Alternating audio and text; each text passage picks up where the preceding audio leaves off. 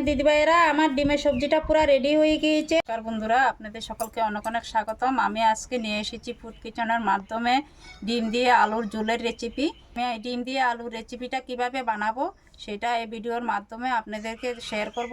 দেখেন দিদিভাইরা, আমি আজকে বলেছিলাম ডিম দিয়ে আলু ঝোল বানাবো। কি কি লাগবে উপকরণ আমি সব কিছু নিয়ে এসেছি।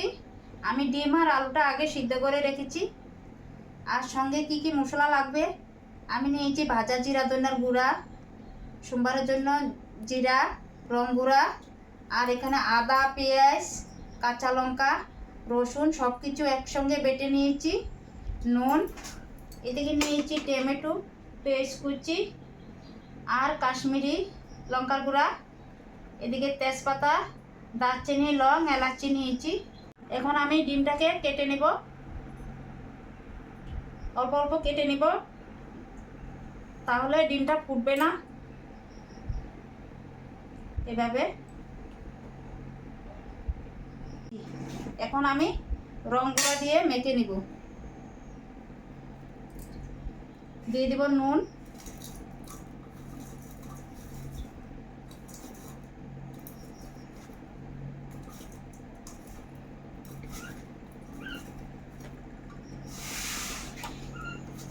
ডিমটা মাখা হয়ে গেছে। এখন আমি কড়াইটা বসাই দিব। ডিম ভাজার জন্য এখন দিয়ে দিব তেল। তেলটা আমি একবারে দিয়ে দিব।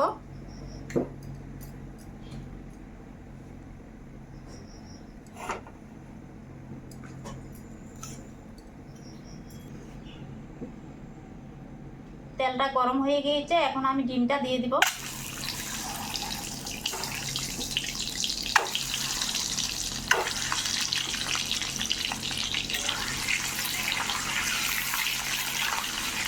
লাল লাল করে ভেজে নিব।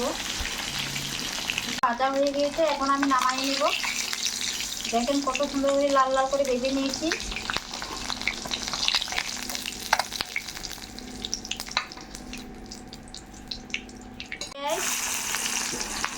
দিয়ে দিব তেজপাতা, দিয়ে দিব দারচিনি, লং, এলাচি। আজকে আমি ডিমের ঝোলটা হালকা মশলা দিয়ে বানাবো, বেশি মশলা ব্যবহার করবো না। অল্প লাল হোক, এদিকে আমি মশলাটা রেডি করে নিব।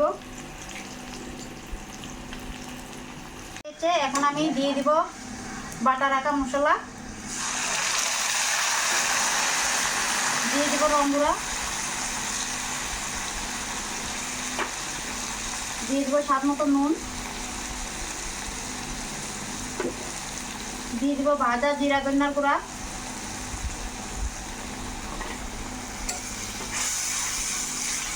মশলাটারে হালকা ভেজে নিব।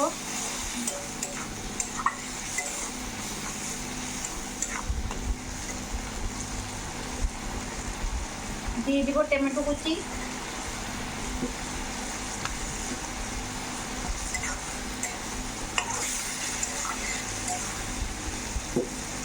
দিয়ে দিব কাশ্মীরি লঙ্কার গুঁড়া,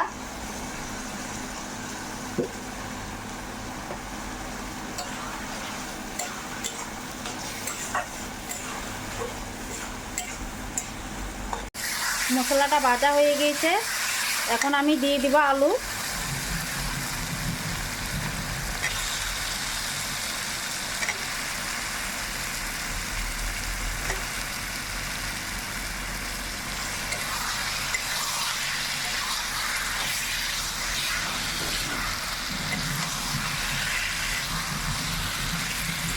অল্প সময় সাপ্লাই নিব। সবজিটা কষানো হয়ে গিয়েছে, এখন আমি দিয়ে দিব জল।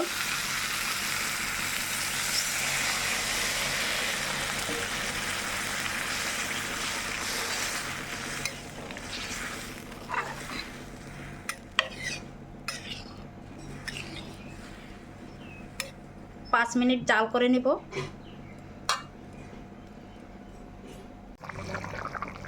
দেখেন দিদিভাইরা, আমি 5 মিনিটের জন্য সবজিটা জাল করে নিয়েছি। এখন দিয়ে দিব ডিম, দিয়ে দিব দিয়ে অল্প সময় জাল করব।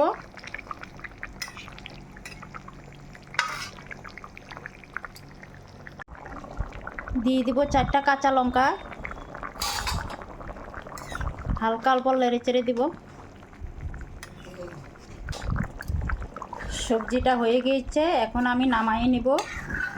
দেখেন কত সুন্দর কালার এসেছে। এখন দিদিভাইরা আমার ডিমের সবজিটা পুরো রেডি হয়ে গিয়েছে। দেখতে পাচ্ছেন কত সুন্দর কালার এসেছে। ভিডিওটা যদি ভালো লাগে থাকে লাইক শেয়ার, চ্যানেলটাকে সাবস্ক্রাইব করে দিবেন। যারা যারা নতুন আছেন আমার চ্যানেলে অবশ্যই আমার চ্যানেলটাকে সাবস্ক্রাইব করে দিবেন আর আমার পাশে থাকবেন। ভালো থাকবেন, সুস্থ থাকবেন। ধন্যবাদ।